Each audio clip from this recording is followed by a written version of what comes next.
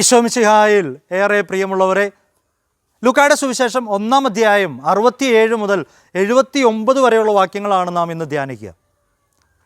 സക്കറിയായുടെ പ്രവചനഗീതത്തെക്കുറിച്ചാണ് അതിൽ വ്യക്തമാക്കി തരിക.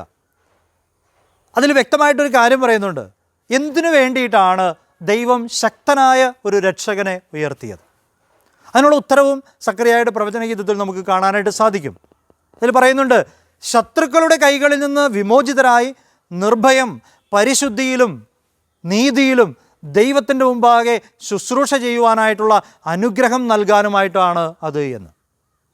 പ്രിയപ്പെട്ടവർ, ദൈവം എപ്പോഴും നമ്മോട് കൂടെയുണ്ട്. ദൈവം എപ്പോഴും നമ്മുടെ അടുത്ത് സമീപസ്ഥനാണ്. എല്ലാ പ്രവൃത്തികളിലും ദൈവത്തിൻ്റെ കരം പിടിച്ചുകൊണ്ട് ജീവിക്കാനായിട്ട് നമുക്ക് സാധിച്ചാൽ, എല്ലാ പ്രവൃത്തികളിലും ദൈവത്തിൻ്റെ സാമീപ്യവും സാന്നിധ്യവും അനുസ്മരിച്ചുകൊണ്ട് ജീവിക്കാൻ നമുക്ക് ഓരോരുത്തർക്കും സാധിച്ചു കഴിഞ്ഞാൽ നമ്മളൊക്കെ ഫലം പുറപ്പെടുവിക്കുന്നവരാകും എന്നുള്ളതാണ്.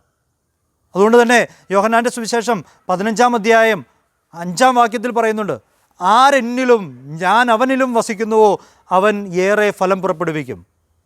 എന്നെ കൂടാതെ നിങ്ങൾക്കൊന്നും ചെയ്യുവാൻ കഴിയുകയില്ല എന്ന്. എന്നെ കൂടാതെ നിങ്ങൾക്കൊന്നും ചെയ്യുവാൻ കഴിയുകയില്ല എന്ന്. ശിഷ്യന്മാരുടെ ജീവിതത്തിൽ അത് വ്യക്തമായിട്ട് നമുക്ക് കാണാനായിട്ട് സാധിക്കും. കർത്താവ് ഈശോ മിശിഹായെ കൂടാതെ രാത്രി മുഴുവനും അധ്വാനിക്കുന്ന ആ ശിഷ്യന്മാർക്ക് ഒന്നും തന്നെ കിട്ടുന്നില്ല. ശൂന്യതയാണ് അവർക്ക് അനുഭവപ്പെടുക. എന്നാൽ കർത്താവ് ഈശോ മിശിഹ അവരുടെ സന്നിധിയിലേക്ക് കടന്നു വന്നുകൊണ്ട് വലത്തോട്ട് നീക്കി വലയിറക്കാനായിട്ട് പറയുമ്പോൾ ആ വചനം കേട്ടുകൊണ്ട് അവർ അതനുസരിച്ച് പ്രവർത്തിക്കുമ്പോൾ മീനിൻ്റെ പെരുപ്പം അവിടെ ഉണ്ടാവുകയാണ്.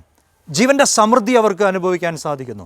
നമ്മുടെ ഓരോരുത്തരുടെയും പ്രവൃത്തികളിൽ കർത്താവ് ഈശോ മിശിഹായുടെ സാന്നിധ്യം സ്മരിച്ചുകൊണ്ട് അനുദിനം ജീവിക്കാനായിട്ട് നമുക്ക് ഓരോരുത്തർക്കും സാധിക്കട്ടെ. അപ്പോൾ ഫലം പുറപ്പെടുവിക്കുന്നവരായിട്ട് നമ്മുടെ ജീവിതങ്ങൾ മാറും.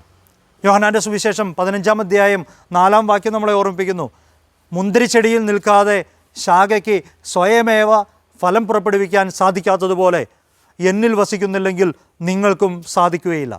വീണ്ടും യോഹന്നാൻ്റെ സുവിശേഷം 15-ാം അധ്യായം 4-ാം വാക്യം പറയുന്നു, നിങ്ങൾ എന്നിൽ വസിക്കുവിൻ, ഞാൻ നിങ്ങളിലും വസിക്കുമെന്ന്.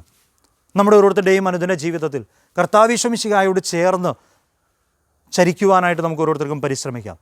ഗലാത്യർക്ക് എഴുതിയ ലേഖനം 3-ാം അധ്യായം 27-ാം വാക്യം നമ്മളെ പഠിപ്പിക്കുന്നു, ക്രിസ്തുവിനോട് ഐക്യപ്പെടുന്നതിന് വേണ്ടി സ്നാനം സ്വീകരിച്ചിരിക്കുന്ന നിങ്ങളെല്ലാവരും ക്രിസ്തുവിനെ ധരിച്ചിരിക്കുന്നു. സ്നാനം സ്വീകരിച്ചിരിക്കുന്ന നിങ്ങളെല്ലാവരും ക്രിസ്തുവിനെ ധരിച്ചിരിക്കുന്നു.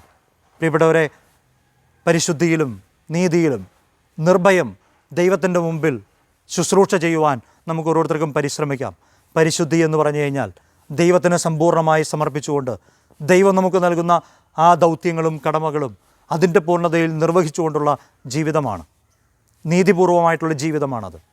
അതനുസരിച്ച് ജീവിക്കാൻ നമുക്ക് ഓരോരുത്തർക്കും പരിശ്രമിക്കാം.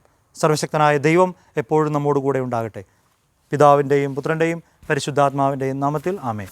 ഈശോ മിശിഹായ്ക്കും സ്തുതിയായിരിക്കട്ടെ.